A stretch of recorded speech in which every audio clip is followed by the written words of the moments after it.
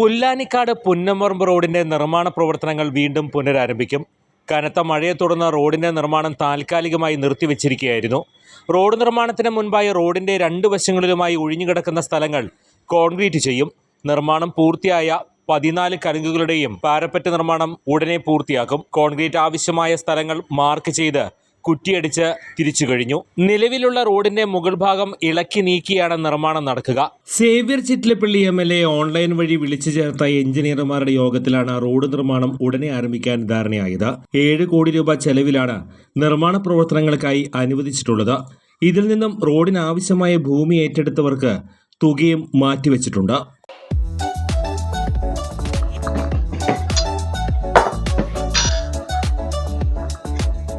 അതെ, സൗമ്യമുള്ള കാര്യത്തിൽ ഒരു തീരുമാനം എടുക്കണ്ടേ? ആ ബ്രോക്കർ ഇന്നും വിളിച്ചിട്ടുണ്ടായിരുന്നു. ആ കാര്യത്തിൽ നീ ടെൻഷൻ അടിക്കുന്നു.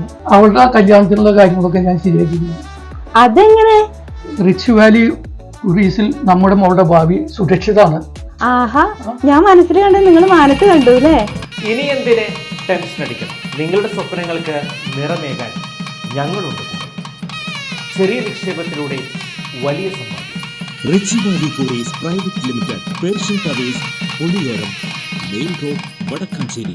ഫോൺ 0487 20 80 856.